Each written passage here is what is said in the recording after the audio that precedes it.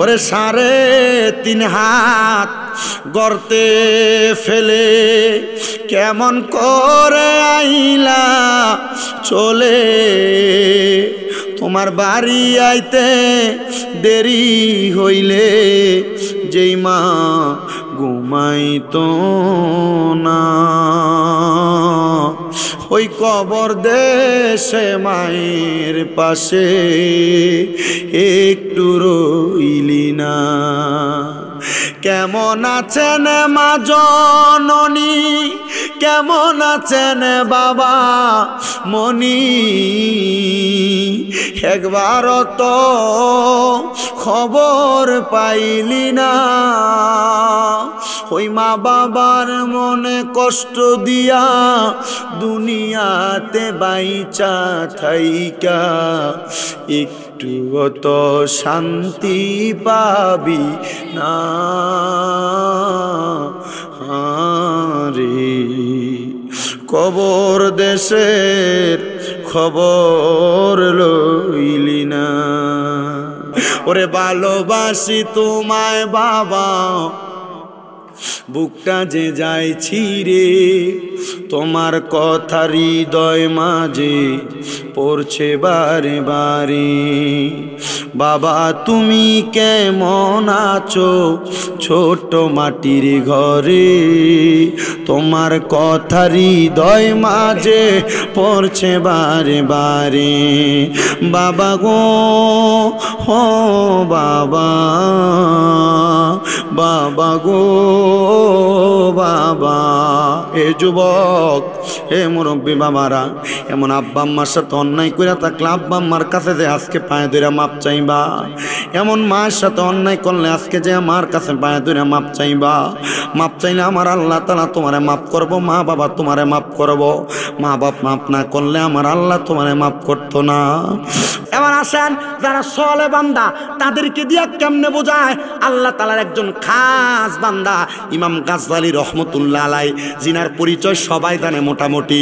ইমাম গাজ্জালী রহমতুল্লাহ আলাইহি বলে, একদিন আমার কাছে হঠাৎ করে একজন আগন্তুক ব্যক্তি আগমন করলেন। আমি তারা জিজ্ঞাসা করলাম, তোমার তো কোনোদিন আমার কাছে আমি আসতে দেখি নাই।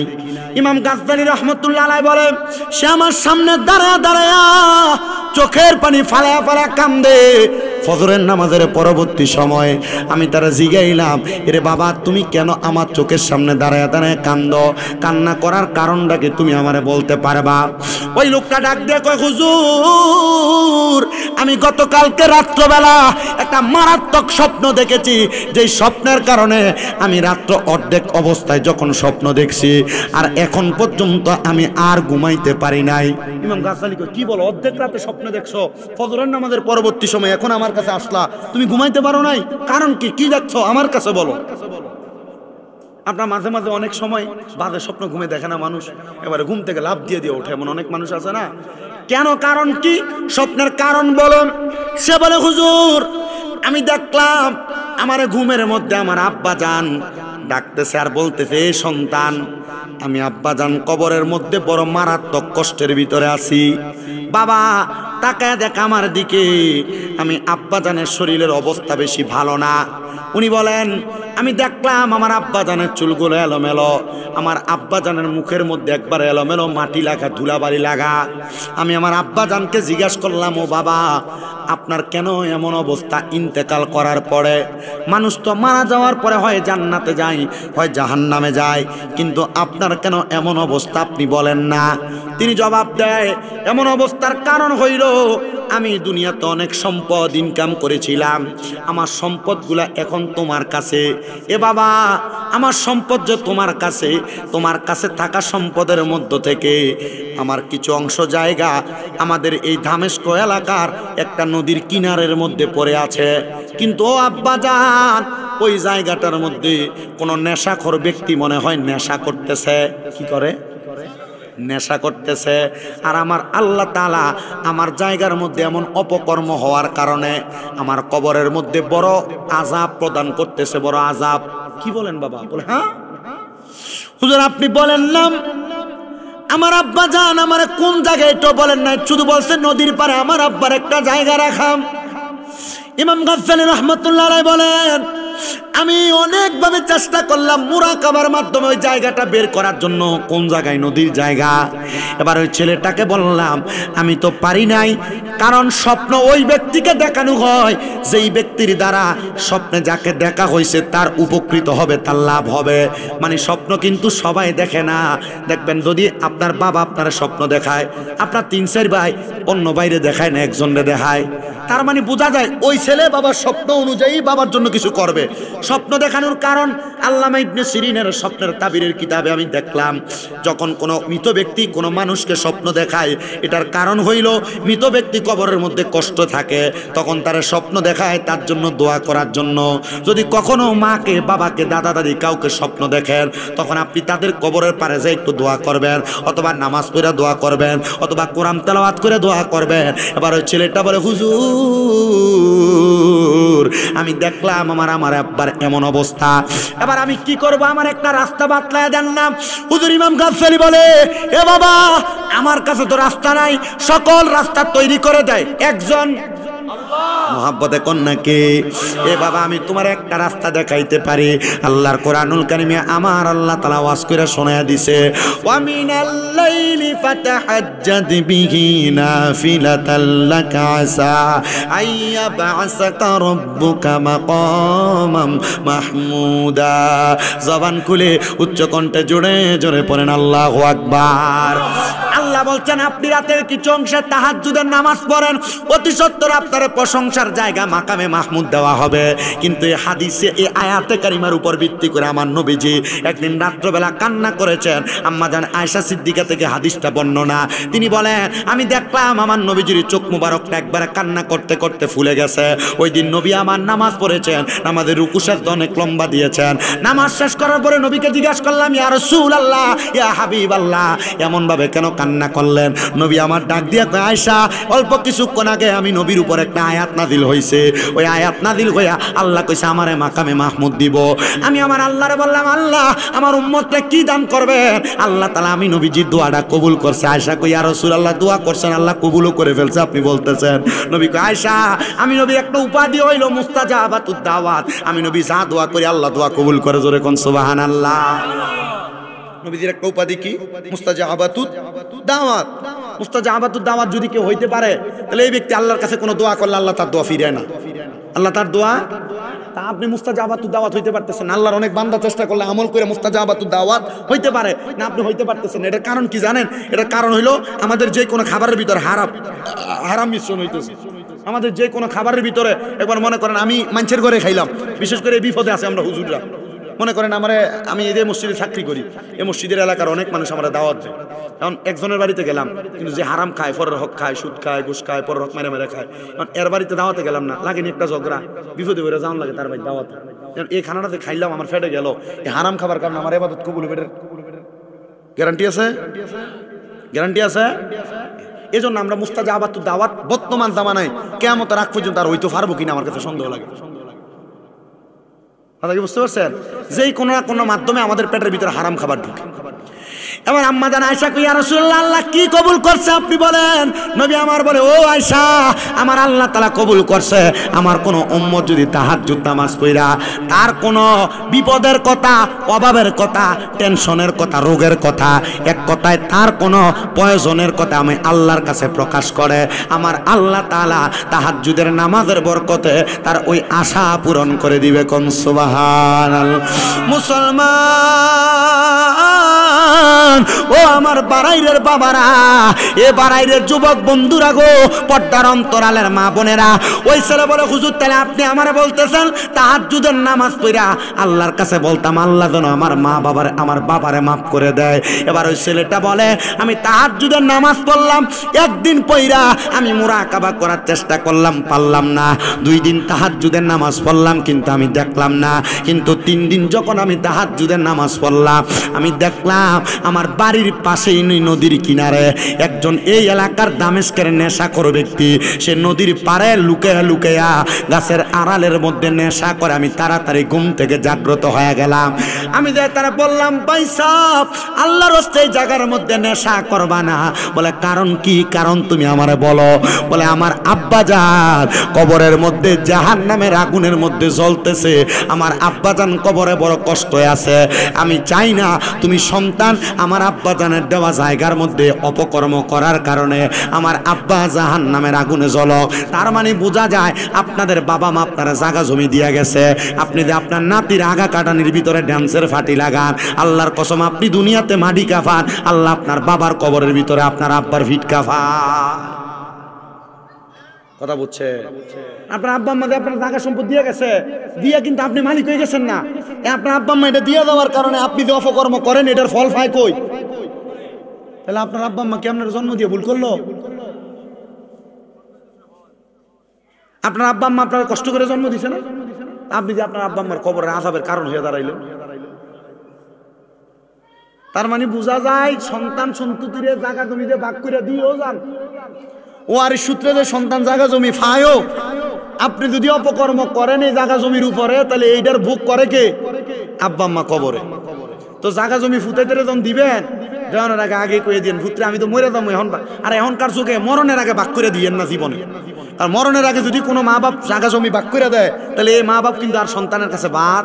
ওরে লাশটি যখন গরমে জলে গোসলেরই পরে, বিছানাটা সাজাই দিবি খুশবু আতরে।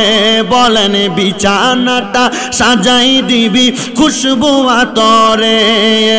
পড়বি কোরআনে দুরুদ শরীফ, পড়বি কোরআনে দুরুদ শরীফ, কান্না বিলাপ করিস না, কাফনে দিস নবীজির নাম বলিস না রে, বলিস না। কাফনে দিস নবীজির নাম বলিস বলিস না। আমি হঠাৎ করে গেলে মোরে, আমি হঠাৎ করে গেলে মোরে, কাঁদিস না কেউ কাঁদিস না, কাফনে দিস নবীজির নাম বলিস না রে, বলিস না। হে আমার বাড়ির এলাকার ভাই বাবারা, পর্দার অন্তরালের আমার মা বোনেরা, একটু মনোযোগ দিয়া শোনেন। এবার ওই নেশাখোর ব্যক্তি ওই ছেলের কথা শুনে হঠাৎ করে নেশা করা চাইরা দিয়া দাঁড়ায় গেছে। নেশাখোর একটা ডাক দিয়া কয়, আল্লাহর বান্দা রে, হে আল্লাহর বান্দা, কি শুনাইলা? তুমি নাকি দেখছো তোমার আব্বা জান কবরের ভিতরে কর কষ্টে আছে, তাহলে তুমি আমার কাছে যে এই কথাটা বললা, আমি যে এই জায়গার মধ্যে নেশা করি, এটা তুমি দেখলা কেমনে আমারে বলো? কারণ আব্বা তো এই কথা বলে নাই, আব্বা শুধু বলছে কি নদীর পারে আমার একটা জায়গা আছে, ওই জায়গার ভিতরে একজন নেশাখোর নেশা করার কারণে আল্লাহ আমার কবরে আযাব দেয়। নেশা করে ডাক দিয়া কয়, এ বান্দা শোনো, আমি একটা মা হারা পুত্রে, আমি একটা বাবা হারা সন্তান। আমার মা বাবার মুখ আমি আমার জন্মের পর থেকে দেখি নাই, চিনি নাই। আমার মা বাবা ইন্তেকাল করছে, আমার মা বাবা ইন্তেকাল করছে, আমি আমার মা বাবার কবরটা শুধু চিনি, কিন্তু আমার মা বাবার কবর যে আমি চিনি, আম্মা আব্বা কবরে কেমন আছে আমি জানি না। এ সন্তান, আজকের মাহফিলে বাড়াইর এলাকায় কে বসছ তোমার মারে মাটি দিয়া, কে বসছ তোমার বাপরে মাটি দিয়া, মনোযোগ দিয়া বয়ানটা শুনবা। আমি আর অল্প কিছু সময় আপনাদের কাছে বয়ানটা করব। যদি কষ্ট হয় আপনারা ধৈর্য নিয়ে আমার বয়ানটা শ্রবণ করবেন। আজকের মাহফিলের বিশেষ বক্তা হাফেজ মহিউদ্দিন বিন ইসমাইল সাহেব আমার পরে মূল্যবান তকরির করবেন। আপনারা আমার কথাগুলো একটু চিন্তা করবেন এবং আপনার জীবনের সাথে মিলানোর চেষ্টা করবেন। ওই ছেলেটা ডাক দিয়ে কয়, আমি নেশা করি, আমার মা নাই, বাপ নাই, আমার কোনো অভিভাবক নাই। অভিভাবক ছাড়া সন্তান ভালো হইতে পারে, খারাপও হইতে পারে। বাবা তুমি বলো না আমি নেশা করা ছেড়ে দিব, তবে তুমি যে আমার এই নেশা করা জায়গাটা দেখছো এবং চিনছো, এটার কারণটা কি অথবা কেমনে দেখছো আমারে বলতে পারবানি? কই এটার একটা মাধ্যম হলো তাহাজ্জুদের নামাজ। দূরে কোন কিসের নামাজ? এটা হলো তাহাজ্জুদের নামাজ। এ বাবা আমি তাহাজ্জুদের নামাজ পড়তে চাই। এ বাড়াইর এলাকার যুবক, কত বিদেশ যাওয়ার চেষ্টা করো, বিদেশ যাইতে পারো না। এ বাড়াইর এলাকার পর্দার অন্তরালের মা বোনেরা, গর্ভের ভিতরে সন্তান আসে না, কত ডাক্তার দেখাইলা, আল্লাহর কসম এ যুবকের দল বিদেশ যাওয়ার চেষ্টা করো, তাহাজ্জুদের নামাজ পড়ো, চোখের পানি ফালাও আল্লাহর কাছে। এ পর্দার অন্তরালের মা বোনেরা, তাহাজ্জুদের নামাজ পড়ে আল্লাহর কাছে কান্দো। এই তাহাজ্জুদের নামাজ আল্লাহ তাআলার পক্ষ থেকে বান্দার জন্য বড় একটা নিয়ামত। যদি তাহাজ্জুদের নামাজ পড়ো, আল্লাহর কাছে কান্দো, দেখবা আল্লাহ গর্ভে সন্তান দান করব। এ বয়স্ক বাবারা, জীবনে তো অনেক গুনাহ করলেন, কত ওয়াক্ত নামাজ আপনার কাজা হইছে, কত ওয়াক্ত নামাজ আপনি ছাড়ছেন, আপনি নিজে এটা জবাব দিতে পারবেন না। আমি বলবো ফজরের নামাজের আগে ওইটা তাহাজ্জুদের নামাজটা পড়বেন, আর আমার আল্লাহর কাছে কান্নাকাটি করবেন। কারণ আমার আল্লাহ তাআলা দুনিয়ার জমিনের মধ্যে বান্দার টাকা পয়সা ধন দৌলত কোনো কিছু চায় না, কিন্তু বান্দা যখন চোখের পানি ফালায়া ফালায়া কান্দে, চোখের পানি মাটিতে পড়ার সাথে সাথে আল্লাহর আরশ আজিমটা থরথর করে কাঁপতে থাকে। আর ফেরেশতারা জিজ্ঞাসা, আল্লাহর আরশ আজিম কেন কাঁপে? আল্লাহ জবাব দেয়, মনে হয় আমার কোনো আদরের বান্দা আমি আল্লাহর কাছে মাপ চেয়েছে, চোখের পানি ফালায়া কান্দে। কারণ আমার আরশ আজিম দুনিয়ার কোনো ঝড় তুফান লাগতে পারে না, কিন্তু আমার বান্দার চোখের পানি যখন মাটিতে পড়ে, আমার আরশ আজিমটা এই বান্দার চোখের পানির ধাক্কা সহ্য করতে পারে না। সবচাইতে বড় নিয়ামত রে, সবচাইতে বড় নিয়ামত। ওই ছেলে কয় আমি নেশা করা ছাইরা দিলাম, আমি আবার ওনার কথা মোতাবেক 5 ওয়াক্ত নামাজও পড়লাম। আমার আল্লাহ তাআলার কাছে কান্না করতে লাগলাম, আল্লাহ মারে দেখি নাই, বাবারে আমি আমার চোখ দিয়া দেখি নাই, ও আল্লাহ আপনি আমার আম্মা আব্বারে মাফ করে দেন। সন্তান কই নেশা করা ছাড়ার পরে মা বাবার প্রতি আমার বড় একটা দরদ লাইগা গেছে।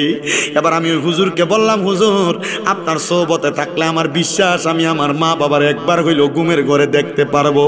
হুজুর কয় ঠিক আছে, আমার কাছে যেহেতু থাকো, তোমার বড় নেশা নামক রোগ আছে, ওই রোগ থেকে যদি তুমি মাপ পাইতে চাও, এই রোগ থেকে মাপ পাওয়ার জন্য তুমি আল্লাহ তাআলার কোরআনুল কারীম তেলাওয়াত করো।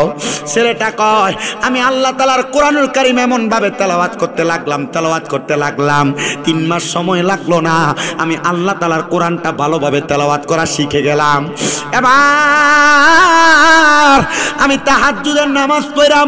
একদিন আল্লাহ তাআলার কাছে কাঁদতেছি, আল্লাহ যেন আমার মারে মাফ করে দেয়, আমার আব্বারে মাফ করে দেয়। কিন্তু অন্য দিনও কান্দি, আজকের কান্না আর অন্য দিনের কান্না এক কান্না না। কোরআন শিখার পরে আমার সিনাটা বড় ফুরা ফুরা লাগতাছে।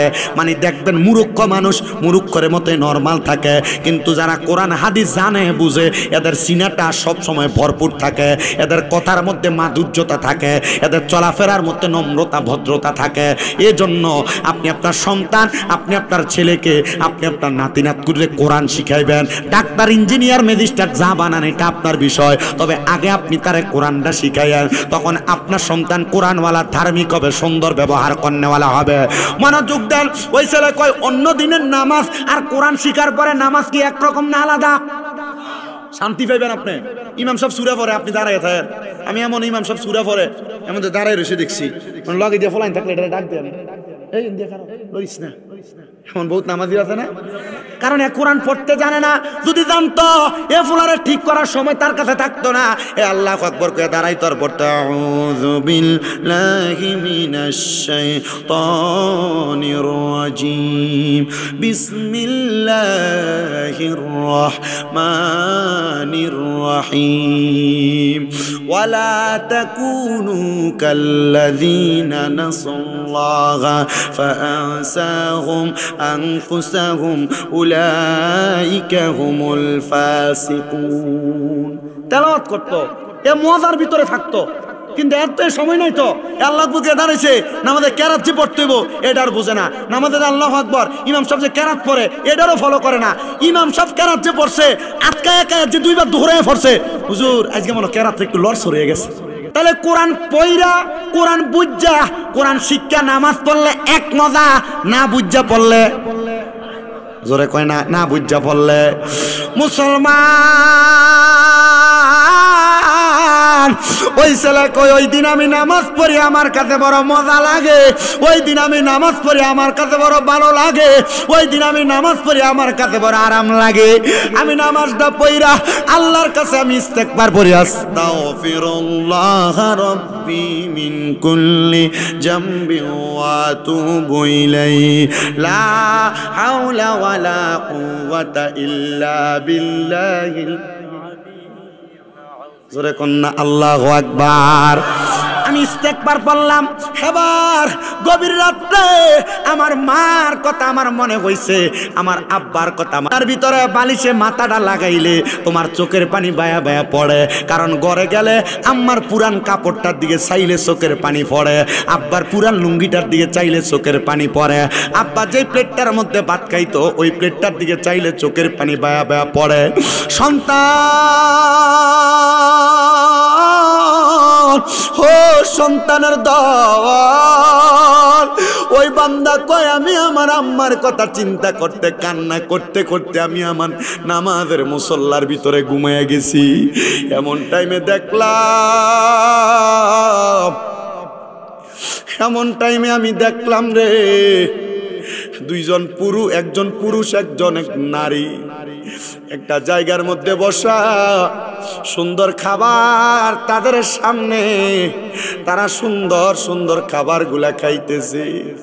আমি জিজ্ঞাসলাম আপনারা কারা গো? উনারা মাথা তুলে ডাক দিয়া কয় আমরাই তো, তুমি সন্তানের মা এবং বাবা। এ মা একটা বার আপনার চেহারাটা আমি সন্তানরা দেখান, আপনার চেহারাটা দেখার জন্য আমার মন টানসান আনসান করে, কারণ একজন মা একজন বাবা এই দুইটা হুমা জান্নাতুকা হুমা নারুকা, একটা ছেলের জান্নাত এবং জাহান্নাম তার মা বাবা। যদি ভালোভাবে দুনিয়াতে রাখতে পারে তার জন্য তার মা বাবা জান্নাত, যদি খারাপভাবে মন্দভাবে রাখে তাইলে তার মা বাবা তার জাহান্নামী হওয়ার কারণ। এ সন্তান কান্দে আর কয় আমি আমার আম্মা জানের কাছে বারবার বারবার কান্না করতে লাগলাম, হে আম্মা আল্লাহ তাআলা যে আপনার জান্নাত দিল, আপনার আব্বা আমার আব্বার জান্নাত দিল, কারণটাকে আপনি একটা বার বলেন না। আমার মা আমার আব্বা কয় আমরা তো জান্নাতি ছিলাম না রে, জান্নাতি ছিলাম না, আজকে অনেক দিন হয়ে যায় আমার আল্লাহ তাআলা আমরা জান্নাত দিছে। আমরা আমার আল্লাহর রহমতের ফেরেশতারা বললাম, এই ফেরেশতারা আমাদেরকে জান্নাত দেওয়ার কারণটা কি তোমরা আমারে বলবানি? ফেরেশতারা জবাব দিছে আপনাদের সন্তান নেশাগ্রস্ত ছিল, কিন্তু সন্তান নেশা চাইরা অপকর্ম চাইরা আল্লাহর কোরআন পইরা নামাজ পইরা আপনি মার জন্য আপনি বাবার জন্য দোয়া করছে, আর এই জন্য আপনি মা বাবার কবরটারে জান্নাত বানিয়ে দেওয়া হয়েছে। মা বাবার খুশি হয়ে গেছে, এ সন্তান আমরা জান্নাতে যাওয়ার কারণ হইলা তুমি। ও সন্তান আপনি নামাজও পড়েন না, মা বাবার জন্য দোয়া করেন না, আর আমার আল্লাহ তাআলা সন্তানের নামাজের বরকতে মা বাপরে জান্নাতি বানাইছে। আরে নামাজ পড়ে মা বাবার জন্য দোয়া করব দূরের কথা, বাড়ার এলাকার মধ্যে এমন অনেক সন্তান আছে যারা বাইয়ে বাইয়ে ঝগড়া করে মা বাপকে খাবার দেয় না, বাইয়ে বাইয়ে ঝগড়া করে মা বাপরে আলাদা করে দিছে, জুদা করে দিছে। এমন অনেক সন্তান আছে বউয়ের সঙ্গে মায়ের ঝগড়া হওয়ার কারণে মা বাপরে আলাদা করে দিছে, মা বাপ জুদা ভাত খায়, এক সপ্তাহ ঘরের খায়, আরেক সপ্তাহ ঘরে খায়, আরেক সপ্তাহ ঘরে খায়। কেমনে রে সন্তান ওই আম্মা আব্বার মনে কষ্ট দিয়া ভাত না দিয়া দুনিয়াতে বাইসা রইছ জাননি? আমার নবীর হাদিস থেকে একজন আশেক লিখতেছে, বাবাকে তোমরা কাবা জানিও মদিনা জানিও, মাকে যদি গো তারা বেঁচে থাকে। মাহফিলের যিনি পরিচালক ওয়ারেন্ট অফিসার অবসরপ্রাপ্ত সুলতান আহমেদ দুলাল সাহেব কই আসেনি বেড়া? উনি বলছেন আমি ফোনে কে যেন বলছে হুজুর এই গজলটা একটু গায়েন, এই গজলটা গাইলে আমার কাছে ভাল লাগে। এজন্য আশেক বলতেছে, বাবাকে তোমরা কাবা জানিও মদিনা জানিও, মাকে যদি গো তারা বেঁচে থাকে। নবী বলেন আমি সেবি নাই, সেবিতে পারি নাই, আমি সেবি নাই, সেবিতে ভুলতে পারি নাই, সে বিও আমার উম্মত, সে বিও আমার উম্মত। বাবারও মুখেতে মায়েরও মুখেতে যে তুলে দিবে খানা, রাজি থাকে রাব্বানা, রাজি থাকে রাব্বানা। সন্তান কেমনে রে ওই মা বাপরে জুদা করলা, বুইলা গেছো তোমার আম্মা ঘরের মধ্যে 3 টুকরা মাছ রান্না করলে আব্বা আব্বার মাছের টুকরাটা খাইতো, তুমি তোমার মাছের টুকরাটা খাইতা। মা দুপুরবেলা জলদি দিয়া ভাত খাইতো, রাত্রবেলা তার ফুতে মজা করে ভাত খাইবো, মা এই জন্য মাছের টুকরাটা তুইলা রাখতো। এ সন্তান আজকে তুমি ফুতের ঘরে ওই মার খানা নাই, মাসিরা জামা কাপড় পরতো রে, কাপড় রাস্তার মধ্যে 5-10 টাকা বাইন্দা রাখতো, তুমি ফুতের স্কুল মাদ্রাসায় যাইতে দিত। পান্তা ভাত গুলা মা খাইতো না, আমার ফুতের রোদে দিয়াইলে পান্তা ভাত খাইলে আমার ফুতের কলজাটা ঠান্ডা কইব, মা পান্তা ভাত রাইকা দিত। তোমার আব্বা যে জুতা পরতো, জুতার তলা কয় হয়ে যাইতো, আব্বা নতুন কোন জুতা কিনা পড়তো না, কিন্তু তুমি সন্তান রে নতুন জুতা কিনাই না রাখতে দিলে, ওই জুতা পায়ে দিয়া খাটের উপরই দৌড়াদৌড়ি করতা, বুই লাগেছে ওই কষ্টের কথা। আব্বা ঈদের দিনে নতুন জামা কাপড় কিনে না, পুরান পাঞ্জাবিটারে ধুইয়া পুরান লুঙ্গিটা পরে আব্বা ঈদের নামাজ পড়বার লেগে যায়। ও আব্বা আপনি দি নতুন জামা কাপড় পরেন না, আব্বা কইতে এখন কি আর আমার নতুন জামা কাপড় পরুই না, বয়স আসেনি। অভাবের কথা আব্বা কইতো না, আব্বার টাকাটা দিয়া যে তুমি ফুতের জামা কাপড় কিনা দিতে এই কথাটা বলতো না। আজকে ওই আব্বা জান অন্ধকার কবরে, সন্তান তুমি লাখ লাখ টাকার মালিক, কিন্তু তোমার আব্বার একটা 500 টাকা দামের লুঙ্গি কিনা আব্বারে পরাইতে পারো না। ওই মা কবরে ওই আম্মার 1000 টাকার একটা কাপড় কিনা পরাইতে পারো না। সন্তান চিন্তা করিস না রে, চিন্তা করিস না। মাহফিলের আখিরি মুনাজাত যখন হবে, আমার আল্লাহর দরবারে রব্বির হামহুমা কামা রব্বায়ানি সগীরা বইলা চোখের পানির ফোঁটাগুলা ফালায়া ফালায়া কানবা। আমার নবী কয়, কোন সন্তানের মা মারা যাওয়ার পরে, বাবা মারা যাওয়ার পরে রব্বির হামহুমা কামা রব্বায়ানি সগীরা বইলা চোখের মণিকোটার মধ্যে একটা মাছির মাথা পরিমাণ পানি যদি চাইরা দিয়া কান্দে, ওই পানি মাটিতে পড়ার আগে আমার আল্লাহ তার মা বাবার জীবনের গুনাহ মাফ করে দেয়। এ সন্তান কেউ যদি এমন মা বাপরে জুদা করে দিয়া থাকো, আলাদা করে দিয়া থাকো, পারলে দেন আপনার পাও আমার সামনে দেন, আমি আমার জিহ্বা দিয়ে আপনার পাওটা পরিষ্কার করে দিব। বলে হুজুর কারণটা কি? কারণ হইল ওই মা বাবার মনে কষ্ট দিয়া স্বামীরা জানা পুরা কুমিল্লা শহরের সবচাইতে বড় আলেম দিয়া ওয়াজ করাইবা বাড়া এলাকায়, নামাজ পড়িরা রোজা রাইকা আম্মা আব্বারে বাদ দিতা না, আলাদা করে দিবা, আম্মা আব্বারে জুদা করে দিবা। আল্লাহর কসম এই ওয়াজ দিয়া কোনো লাভ হবে না।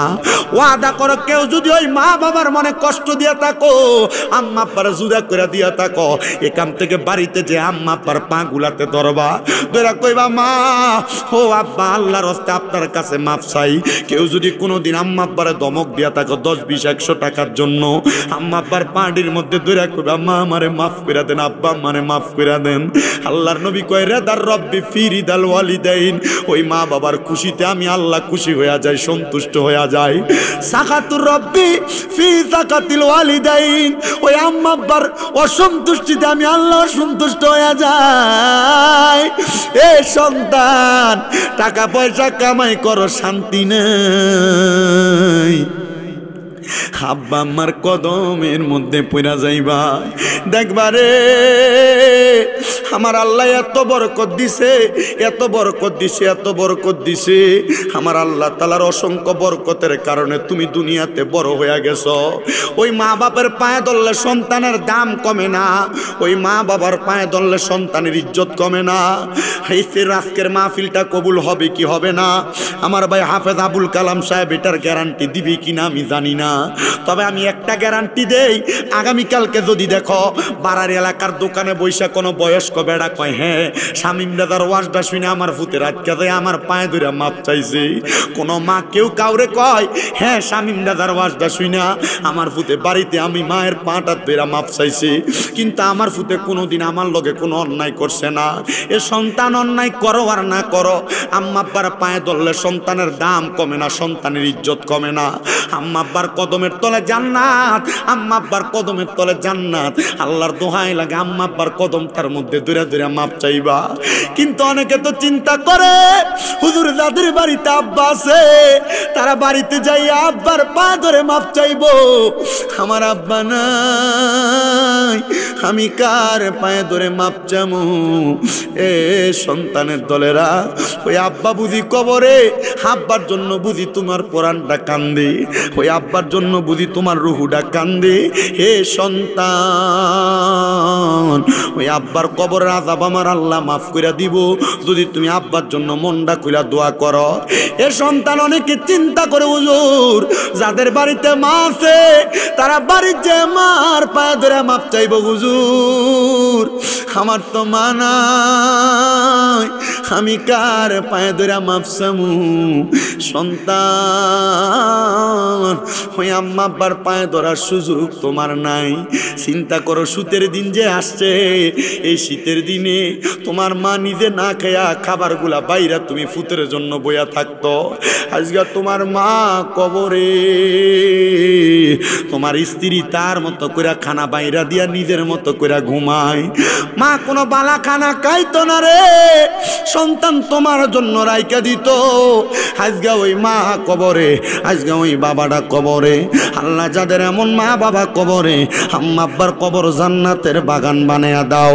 কত সন্তান মার জন্য কান্দে, কত সন্তান বাবার জন্য কান্দে।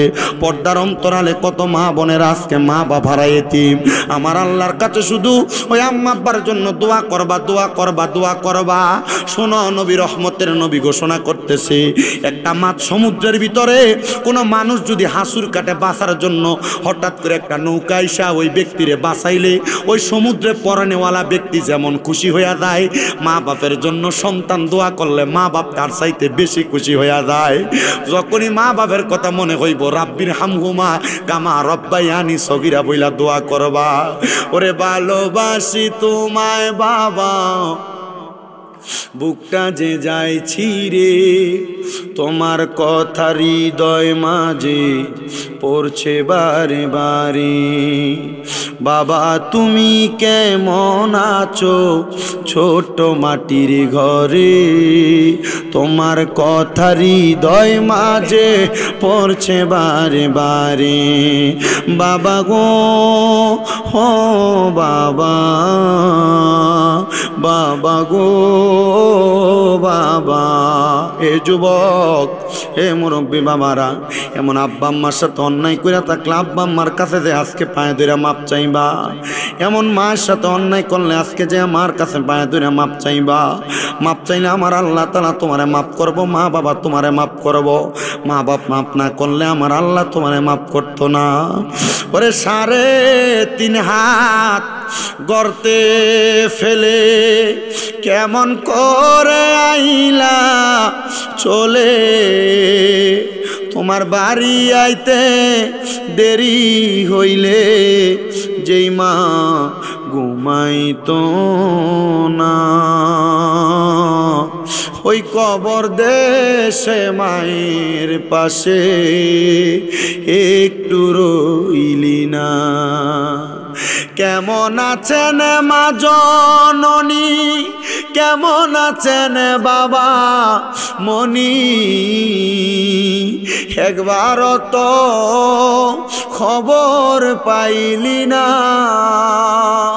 ওই মা বাবার মনে কষ্ট দিয়া দুনিয়াতে বাইচা থাইকা একটু তো শান্তি পাবি না